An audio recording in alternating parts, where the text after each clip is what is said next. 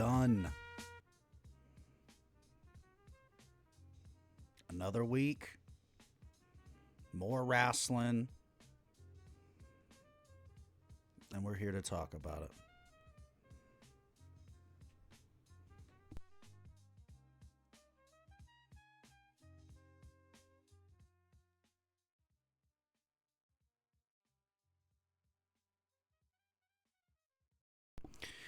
Yes, it is. It is another week. It is more wrestling. And I feel like things are gearing up. They're gearing up huge in every single company. You got WrestleMania over in the Evil Empire. And of course, this weekend on the 15th in Brisbane, Australia. Pop one open. It's a C4 Energy, full disclosure. It's not going to be one of those kind of episodes. You don't have to worry about it. I'm not going to be over here like, oh man, the hell's hell. I'm not going to be doing that. But it's going to be a great show.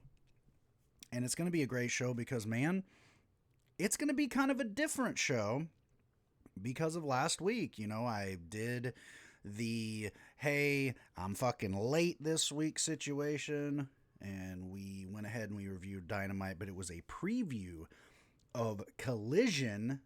And now we're going to switch it up and give you the rundown of what happened on Collision. We're going to mix it up as we go into the predictions because, again, we got two shows we got to get into this week. We got a lot of AEW going on. So this is going to be very AEW heavy with an exception later. We got a little segment going on. But we started out in the Fort Bend epicenter in Rosenberg, Texas, a.k.a. Houston. Of course, you know, we just call it Houston because who cares? It's Texas.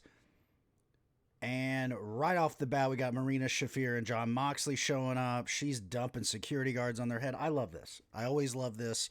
I love Marina being an evil, evil woman and doing it really just for the king himself, the Emperor, Jon Moxley.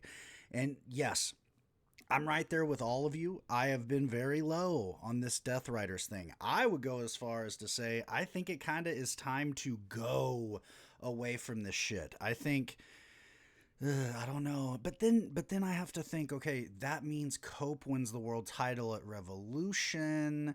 We do have the Christian Cage situation, so really we could just go with that.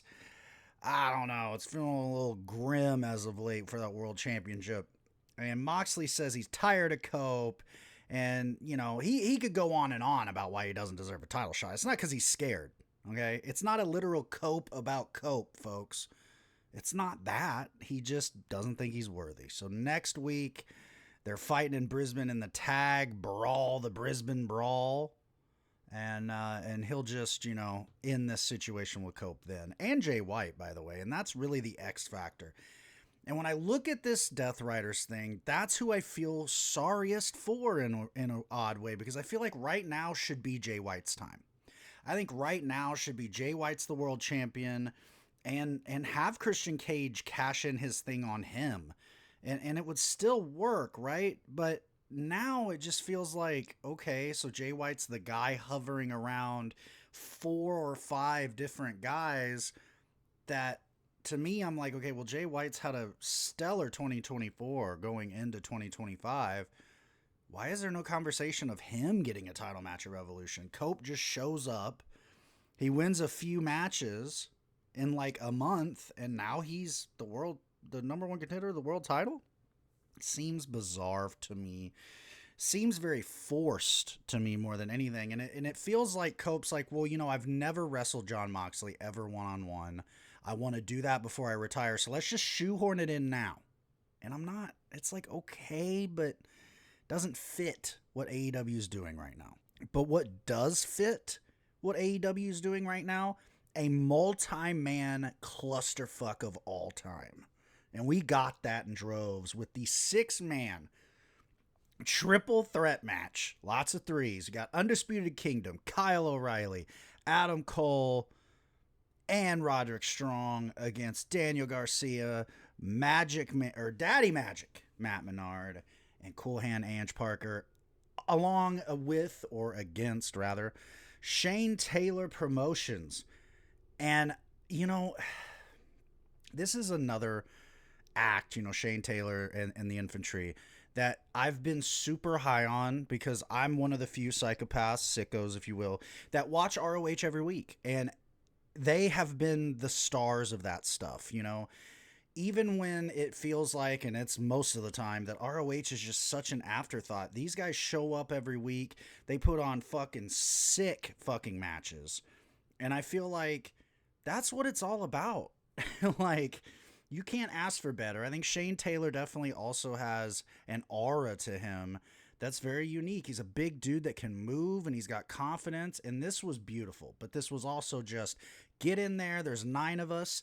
Get your shit in. They all do. I mean, it's a whirling dervish here. And I feel like they really, Shane Taylor Promotions, more than anyone in this match, really proved themselves. And I really hope that there is a, you know, quote unquote call up for them into main AEW very, very soon, because I feel like they have outgrown ROH in a big way.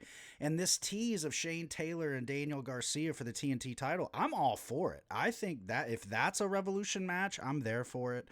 Of course, Undisputed Kingdom gets the win here, and there is just all kinds of crazy triple super kick, rolling elbow, knees galore. The fucking God, what is the Eliminator or the high-low, you know, the Panama Sunrise and a super kick. Cole hits the fucking Shining Wizard, and it's over. Undisputed Kingdom win. And then, just as someone said, where I was watching this live, when Claudio, Pac, and Yuta show up, and what are they wearing? What are those replica belts they're wearing? Because it has been so long since they've actually been together as trios champions. They hit the ring. Claudio takes the mic and says, you know, we got to remind everybody who the best trios are in AEW. So you know what? You won this match. Next week on Dynamite before Brisbane, you get a World Trios Championship match. And I'm very excited for that. And we'll get into that later. We've got FTR telling us that they're the AEW GOATs and they need another title reign. I'll pass on that. Max Caster still putting over. He's like, no, I'm not done with this open challenge, even though I've been murdered every single time I've even brought it up. We're still doing it. Wednesday, another open challenge. So great. Someone else is going to either return or debut and kill him. And this was the match of the night. Bandito in his return in the ring to AEW against Brian Keith. I thought, and you know, unbelievable. I think there is not enough praise to give this match. And when you really break it down, I was thinking about this earlier. I think this is very similar to like when MJF wrestled Jungle Boy at Double or Nothing, I want to say 2. And what I mean by that is both guys were young guys at the time. People were very high on one of them, and that was at the time actually Jungle Boy. And people knew MJF had talent. I think here it's very similar, right? Everyone's kind of all about Bandito. He's gotten his own vignettes and everything. Obviously, the final battle return was a total disaster, but I like that they went, you know what? We're going to stay with this. We believe in Bandito. So he's gotten the fanfare. And then Brian Keith has been the third wheel of the learning tree that has been hated for months. You know, it feels like he was saddled to Jericho, and it was like he's just not getting anywhere as the bad apple. Here he comes back as the bounty hunter, and they worked this thing perfectly. Not only as a wrestling match, but as a character thing. Okay, it's bounty hunter versus Bandito. Let's make this literally end up in an old Western duel. And they fucking did it. They went back to back. They took the 10 paces. They turn around, double running boots. It's a fucking double down. There were insane fucking botches. Jesus, no bumps in this. There were very few botches, if any, that I remember. But at the end of the deal, Keith runs into a tilt-a-whirl GTS fucking thing. I don't know what that is. And that set him up for the 21 plex 1, 2, 3. Bandito wins his AEW return. fucking incredible. I implore anybody to go on Max, watch that match now, Jesus, on Max or Triller or whatever your persuasion is. Unbelievable. One of the best matches so far on TV for AEW this year, easily. Powerhouse is in the back. He's not done with old Big Bill. He says, I want your ass in the ring Wednesday. So we got that going on, which is great. And I mean, he is a classic guy that for years has been misused and underutilized, period. And I'm glad that he came back from this bad injury and he feels important. He feels like one of those rising guys finally. And I think throwing him with Big Bill's perfect because I again, much like Brian Keith I just spoke of, while Big Bill is second in that learning tree command, so he's a little above him. He's been world tag champs, all that stuff. He's still second fiddle to a very old man. And I know it's Chris Jericho, but let's be real. So the fact that they're kind of using him as a singles thing with Powerhouse, and I know he's going to just get made into fucking kindling. I understand. But hey, it gives him something to do on TV for a couple months, maybe even, who knows, longer. I hope that it parlays into something bigger for him. So again, second week in a row that I feel like AEW television is actually utilizing talent and making it feel like everything has a place. And even this next match, which was a complete job match, LFI returning in full force, Dralistico's return to the ring now, along with Roosh and Mortos. They kill Aries Alexander, Jay Alexander, and Brick Savage. By the way, you don't have to remember those names. They're job guys for now. But they might be WWF champion in the next 10 years. Yes, I said WWF. They kill him. And then at the end of the match, Commander comes down and he poisoned Rana's Mortos. Holy fuck. Of course, it doesn't take long, though. He's getting that ass whooped. The lights go out, and we have a nice little video package. We have a little loading bar, everything. By the way, my favorite part of this, and I got to call it out, is all this shit's going on, right? All these cool videos and shit. And at one point, they I don't know if they fucked up, but they show in the ring, LFI is just beating the fuck out of Commander. They're not watching the fucking screen at all. They're like, cool, a guy's loading. I don't give a fuck. I'm going to kill Commander right now. So they are. And then finally, thank God, hologram loads. It's like PS1. We all understand that loading screen. Everyone criticizing hologram online of why didn't he run down and help his friend? Listen, he had to load. The render wasn't ready for hologram. He's been out for a while. He's been upgraded as well, it says. He hits the ring and he's fucking going nuts. Double planches by hologram and Commander. It's awesome. Roosh is pissed fucking off. And they run for the hills, and now it's like, fucking hell yeah. Let's get Lucha back in AEW. I mean, there was a point where Rampage was just Friday Night Lucha, and there's a group of us that were all about it. Like, we all kind of picked up on it when, Vikingo and Mortos first came in, along with fucking Commander was there, and a lot of other guys, I fucking think they used Volador Jr. a couple times. I'm all for it. If that's what they make Collision, let's fucking go. Let's make Collision Saturday Night Lucha. Let's do it. Lexi Nair's in the back with Megan Bain, but she ain't talking. Thunder Rosa tries to say hello, and it doesn't go too well. Bain kind of fucks her off, and then the segment of the show. Harley Cameron. Harley halftime. She's got the Monet Train song. This was great. It doesn't take long for the singing, though, and Mercedes is in there. She's like, you're such a loser. Like, what am I doing dealing with you? And I'm a legend here.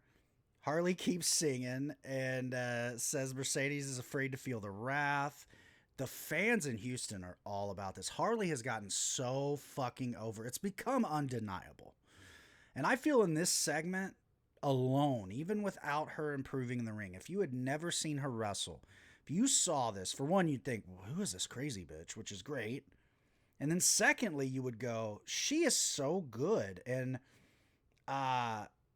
it's amazing. And at one point, Harley says, you were the best you ever were when I had my hand up your puppet ass.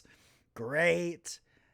Mercedes just cuts her off finally, and Harley's had enough. She cracks her with a mic, beats her ass. Mercedes retreats and says, all right, you know what? You want this TBS championship so bad. You got it. We're doing it in Brisbane.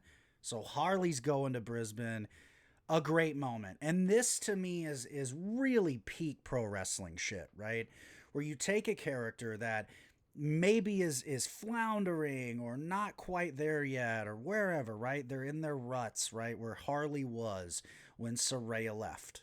And it felt like, well, okay, she had this shtick with Saraya and whatever. What's there to do with her? And traditionally, a company would probably release someone like that. But instead, she got opportunities and she ran with them. And slowly, she evolved her character into this lovable goof character.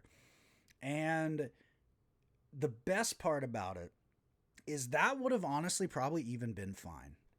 But Tony went one step further and he went, you know what? Let's give her a win. Let's give her a couple wins. Let's make her get a little hot too.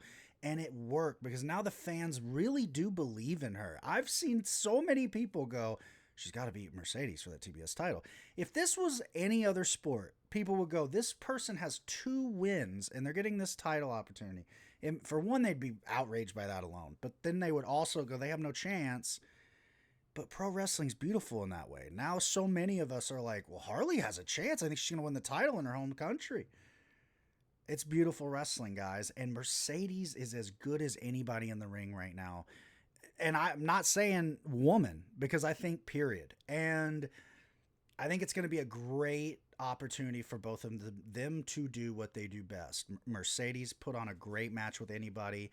And for Harley to just be the most entertaining person maybe in AEW. So beautiful fucking segment. So far this collision, I mean, it was a home run. Okada has a backstage face-to-face with Matthews. He wasn't late. Everyone else was early. I contend that, right? They do the whole thing when Matthews is sitting with Lexi. He's like, what the fuck? You know, this asshole. And then Okada shows up and he's like, whatever. And finally Matthews just gets all fired up and says, you know what? Everyone knows what Okada's all about. But do you know what I'm about? I'm going to get you in Brisbane. And Okada's like, you got it, bitch. Amazing. I love this. I'm one of the guys that doesn't understand the hate on Okada and AEW. I think people get it in their heads that a performer can only be one thing. And they saw the Rainmaker, beater of worlds, not eater of worlds. Well, I mean, I guess that works, but that was Bray Wyatt. They saw Okada as like the stoic killer guy, the ace of New Japan, and they thought that that's all he was. And I love AEW for that. It's just like with fucking Mercedes and Harley Cameron, right? It's like, okay, let's work with something different. They could have brought Okada in and done that. And by the way, he is doing that. He just won the Second Continental Classic. He's still that wrestler. This idea that they've never let him be the Rainmaker in the ring is so ridiculous. He's had so many great matches already in AEW, and he's not even been there a year. I think people need to pump the brakes sometimes. I think people need to also just have fun. Enjoy the ride. It's like a mushroom trip, folks. You know what I mean? We all know what that is, right? Just ride it. Don't fight it. Don't try to be like, oh, well, you know, I'd rather be tripping on this thing. No. Trip on the thing in front of you in that moment. If it's the melting street sign, let it melt, brother. Let Okada cook. Let him be fucking funny. Because he is fucking funny anyway. That's another one too. Had no one followed his Twitter back in the day, the dude has always been fucking goofy and funny. Now they're putting that on camera, and I think that's perfect. This match, by the way, he's going to have with Buddy Matthews is going to kill it. I don't think anyone's ready, including me, for this match. So, again, another Bravo segment. This is a home run collision. And then we got Dustin Rhodes. He killed a guy. He's in his home state. You know, I went to hell. I met the devil and kicked his teeth in. That kind of deal. He's fired up. He gets MJF in his hometown of Austin, Texas, Wednesday. All right. That's like the first thing that I went whatever about. Not hating, just like, okay. Next match was very good as well. Another women's segment. There you go. Tony I think listening to the sickos, listening to the fans that are like, listen, we love the women. Give us women's stuff. Penelope Ford, Thunder Rosa, and this was a great one. Penelope Ford has improved in leaps and bounds. She brings Thunder Rosa to the brink here, but it's not long. The Tijuana bomb is hit. Thunder Rosa wins. And it seems like everything's good until Megan Bayne comes out. And you're like, okay, what's this about? Ford nails Thunder from behind, leaving her for Bayne to hit the F5 on. So here we go. We've already got another women's angle between Thunder and Megan Bayne. I'm all here for it. I'm all here for Megan Bayne being a heel, like a killer monster heel. What Camille was supposed to be till she ran her mouth on Twitter like a genius, or Instagram, wherever it was. Who cares anyway? It's all the same. Mariah May kills Carmichael. Poor girl. But they did a great little angle after this. She's face down, and Mariah's got Tony's old robe. So she puts her robe on, and she's like, I'm gonna fuck with her, you know. Covers her face in lipstick. She's gonna beat her ass. Luther comes out, and he's got what was it? The shoe. He's got the shoe that she used to kill Tony all those months ago, year ago almost. And of course, this fucking freaks out Mariah May. She goes back to Carmichael to put the fucking, kibosh on her. And she's been replaced with Toni Storm. This was a great angle. This is another one you got to go watch again. Storm starts whooping that ass. And of course, Mariah May leaves. We have the reunion. Luther and Timeless. This is great. And it adds another beautiful part to Brisbane. Unbelievable. We see in the back Lance Archer and Brian Cage. They're just killing Private Party. And they're beating up all the fucking staffers. And Mark Davis is just like, what is this? Like, I don't even want to be a part of this. They're like, hey, if you want to be in the family, you gotta participate. It was kind of like a weird, like, what is going on, man? I feel like I'm in a glory hole. This feels weird. Mark Davis takes it, though, and he starts killing everybody. And yes, everyone did die because we love Lance Archer on this show, even though he gets not enough love. And the main event of the evening, I mean, some things are evergreen in this world. Some things just work. Whether it's milk and cookies, beer in America, I don't know, fucking Florida and racism. Listen, all right, maybe I went too far. There are things in this world, though, that are guaranteed this is going to be a banger combo. And apparently in AEW, one of those, maybe the biggest of the last 2 months, is Kyle Fletcher versus Mark Briscoe. And that was our main event. And it fucking delivered. It was just as good, if not better, than their Continental Classic match that was an instant classic.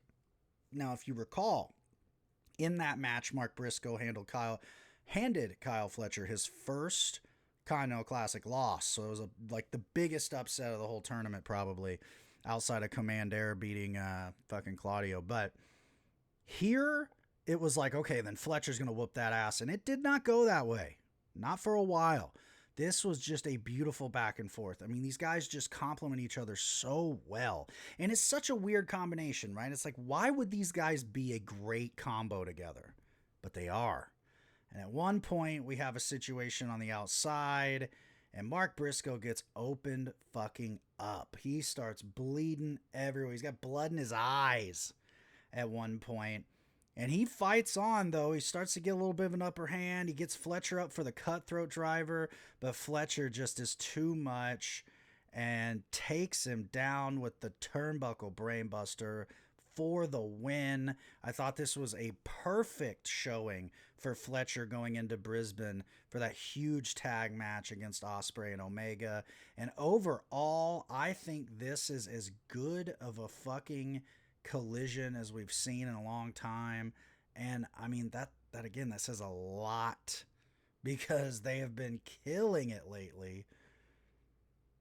So, before we get into the preview show, I gotta start with a little bit of a segment because there was announcements made last week, and I don't know if we got into it, about WWE releasing talent, and those that are pretty notable would be Cedric Alexander, the Good Brothers, Blair Davenport, aka B Priestley, and Sonya Deville. I think those would be probably your biggest names that will be free agent, uh, prospects, people that will be definitely in my mind guarantees for going further in this business. So there's that, right? Well, then AEW had their own version of that, and three names that have been ballyhooed about for a long time, that have been sitting at home or misused,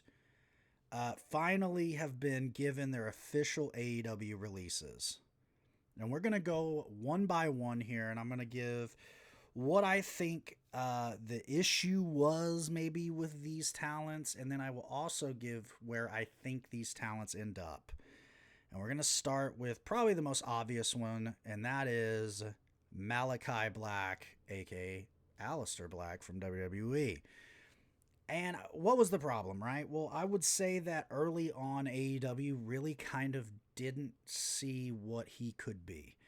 They sort of looked at him like, well, he could be like our Bray Wyatt in terms of being the leader of a creepy faction. And that was it. And he never got an opportunity as a singles name. And sadly, the only singles things that were of note were him against Cody, which again went nowhere, and him against Cope. And that went nowhere because Cope snapped his leg in half and still won the match. So it made Malachi look really bad in my view. I still don't know why they didn't pivot there. And it also just felt like Tony never honestly trusted him for whatever reason. I still don't know what happened. It felt like when he got to AEW, he was hot. They started the House of Black thing. It was fucking incredible. And then it just sort of, after they were the trios guys and they really dominated that division, and it just went away. You know, it was like randomly we started hearing rumors of him wanting to go to WWE again. And it's like, okay.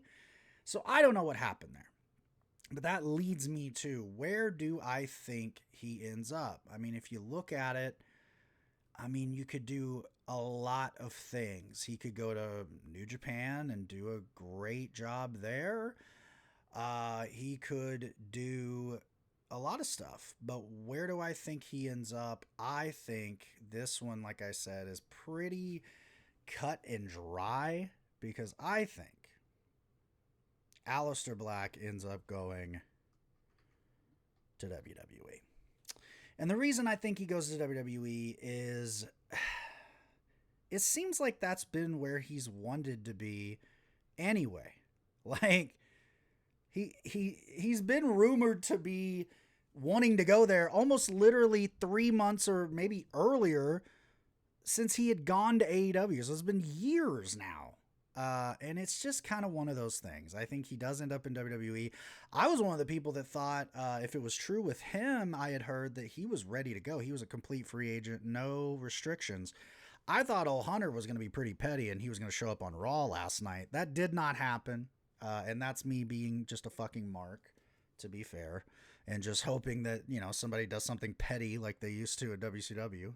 And the sad reality is that isn't even petty anymore when we live in the proxy war of wrestling. And of course, wrote an article about that. Go to sickosclub.com, cheap plug. So yeah, that's what I think. I think Aleister goes to WWE. I don't know if he's there by WrestleMania. I don't know, but I do think he does end up there. So, what about some other people? What about our boy Miro? Where does he end up, right? Miro released as well. And this one's interesting because he did get a bit of a push, right? He won the TNT Championship a couple times. He had a great match with Powerhouse at All Out last year. Or maybe the year before. I can't remember. Things bleed together so much. Of course, it was last year that it was made public he and CJ Perry divorced. I can't imagine. That would fucking kill me personally.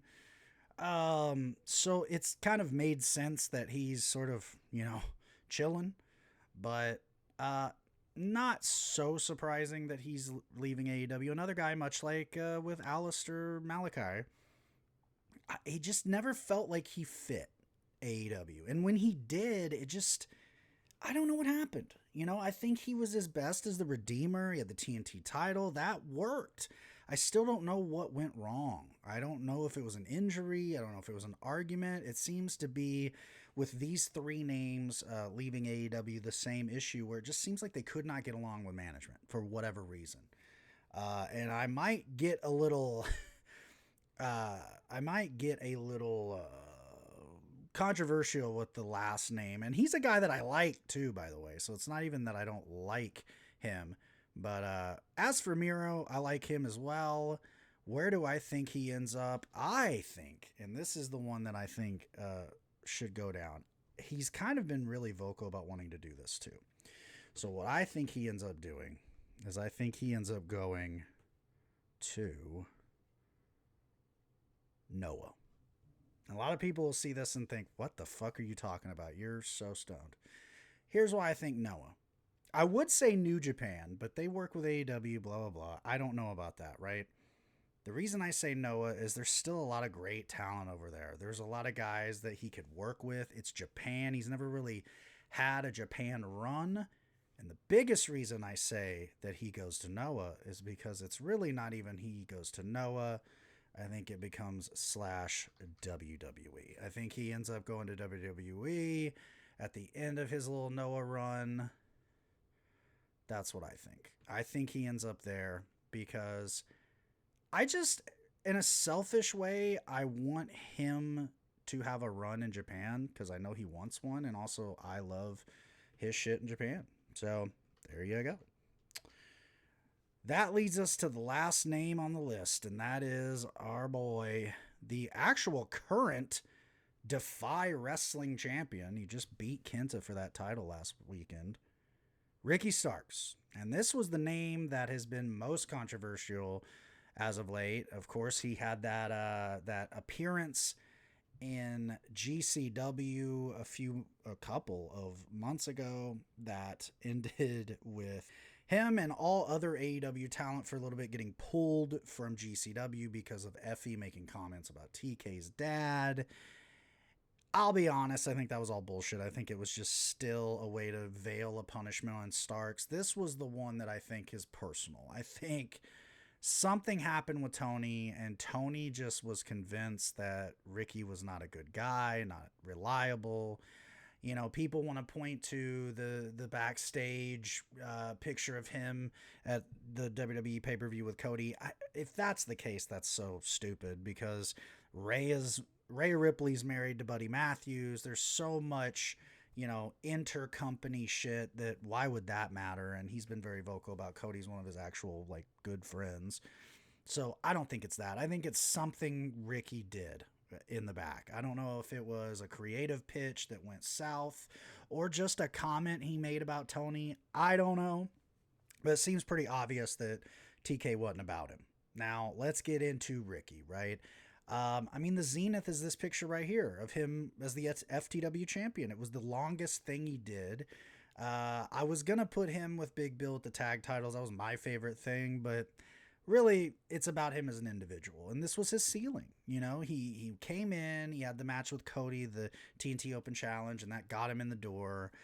And I've said it all day, actually, on social media and everything. I'm a big Ricky Starks fan, but with that said, it does feel like Ricky Starks has this very elevated opinion of himself, and I think that is where he's gotten into problems with management all over the place. I think he just doesn't maybe know when to sort of chill on certain things. And I don't know I don't know what the deal with that is. Cause I think every time he's ever been in a ring or ever wrestled, in my opinion, I think he's been money. I think he's one of those guys that's special. I think he will end up being a great, great star. And hopefully with an asterisk. Here's what I say. I think he'll end up a great star if he lets his ego go away. I think if you want to talk about somebody that needs an Aaron Rodgers fucking ayahuasca trip, I think maybe Ricky Starks. It's like, brother, you're a little too self-absorbed here, it feels like. And I don't think he's a bad guy. Like I just said, I'm a big fan of him, but it's very clear he's got a bit of an ego issue. So with that said, where do I think he ends up? I think there's only one place for him to end up, and that's NXT. I think right now with what NXT is, it makes sense because, Brian Pillman Jr. went there. Tatum, oh God, what is it? Tatum, not Tatum Paxley. Fuck, what is her name in NXT? She's the fucking women's North American champion.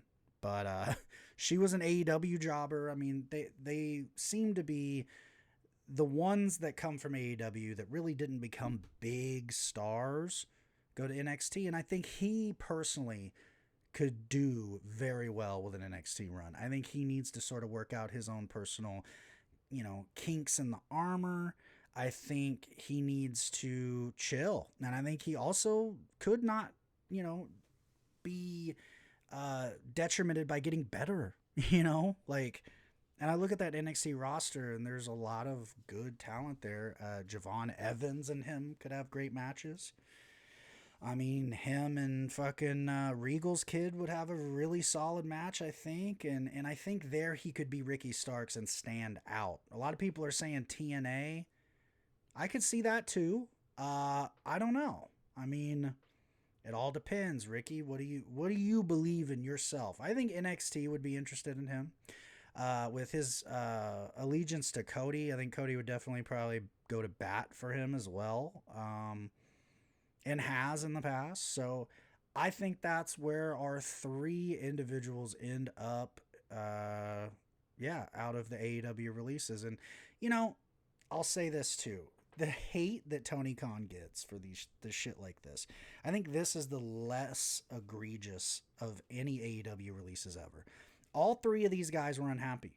Like, let them be unhappy either away from you or go somewhere else to be happy.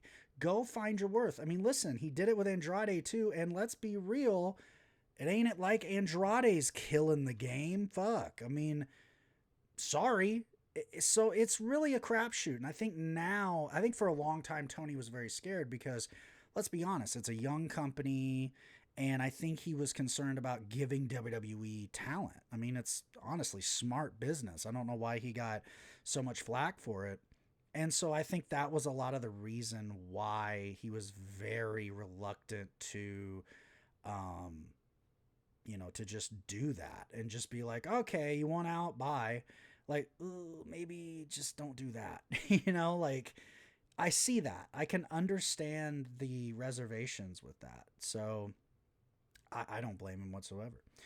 That leads us to tomorrow night, Dynamite in Austin, Texas, the pre-show kind of Grand Slam Australia. And you know what? Kudos to old TK for putting on a great show even before that. Because this is a stacked card. You got MJF, Dustin Rhodes in Dustin Rhodes' hometown. I think that will be better than it looks on paper. The elusive Max Caster Open Challenge, which all has been money so far. The aforementioned Death Riders Undisputed Kingdom Trios World Championship match, which will be huge, and I think could very well be the time the Death Riders drop those belts. I think maybe this will be the beginning of us seeing the winding down of the Death Riders angle, and I think that honestly would be a good thing. And I think the main event should be Hurt Syndicate defending their new AEW tag titles against the newly returned Guns. I am very excited about this match. I think it will be very good. I think the Guns will show people that they are very good wrestlers. And they have before. They did it with FTR. They've done it with several other talents. But this would really be the moment. If they could have a great showing against Hurt Syndicate, I think that would go a long way for them to ascend to that next level in AEW and be looked at like the Acclaimed were looked at, like the Bucks are looked at, like FTR is looked at, because I think they have that ability. I do. And with all that said, of course, uh, I still think that they do not win those fucking titles. I do think the Hurt Syndicate wins. Oh, and break it. Oh my God, I can't believe it as of today. Alarming concern from Sports Kita about AEW Grand Slam Australia surfaces on social media. Let's pop this up. Oh, it's our favorite, folks. It's our favorite. The fucking the before a major show AEW doom and gloom. Let's see here. What does it say? That based on the ticket map, only 390 tickets are available for Grand Slam Australia. Oh, so for once this is like a baiting thing. So that's a bad thing to people, apparently. That's good, by the way. Only 390 are left. That is not bad. So that was fun. I had to pop that up real quick because I thought that was interesting. Doom and gloom, folks. Doom and gloom. You got to always be fucking freaked out about that fucking deal. So, ooh, it says Dustin Rhodes revealing he's going to produce the Harley and Mercedes women's match. That's interesting. Well, that'll be great. So there you go. And let's get into it. Grand Slam Australia, Brisbane, Australia, in the Brisbane Entertainment Center. And this is as stacked of a card for AEW, I mean, literally since their last pay-per-view. You got Will Ospreay, Kenny Omega against Konosuke Takeshita and Kyle Fletcher.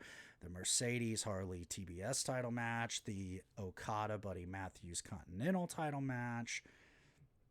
The Brisbane Brawl, Death Riders, Moxley and Claudio against Cope and Jay White. And the main event with a bullet, AEW Women's World title, Mariah May against Timeless Toni Storm. And I will say this about that match. I think Mariah retains the title.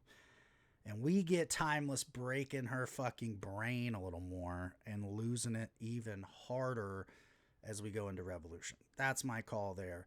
Brisbane Brawl. Ooh, see, this is tough because I feel like Cope and Jay White have to win to kind of justify Cope getting a title match. So I'll go there. I think Claudio takes the fall. I think John, you know what? I think Moxley might walk away from Claudio and add a little intrigue here. And it be sort of maybe a, there's friction here. There's cracks in the foundation. And I think that the sleeper match of the night is easily this Okada Buddy Matthews match. I would love to see Buddy get the title. But I don't think it happens. I think he has a great match. I think people will come out of this going, was he the singles guy out of House of Black all along? I think it could be an interesting conversation. I already said I would love Harley to get that title in Brisbane. I think it makes sense. I think you could do a little flash title win there. Get the win, and then Ospreay and Omega against Takeshita Fletcher. I think Fletcher has to win, not because of anything other than we got to have more dissension between Ospreay and Omega. I think that needs to get more interesting rather, and just sort of gestate, make it a little dramatic. You know what I mean? Make it like some like Real Housewives shit, but in a wrestling ring. I would love that. That'd be great. With that, we're done because we did have the New Beginnings in Osaka last night. I have not watched it all yet. I will, and I will include that into the next episode. But for now, that is all. Raw sucked, honestly. Raw wasn't very good. There's really nothing else to say. Anything that I wanted to happen. I mean, I guess the announcement that Jey Uso and Gunther is official for the world title. All right. But that is all we got. And until next time, happy Grand Slam Australia week for those that observe. And for all of you, keep being cool, keep loving wrestling, because it is the best thing going today.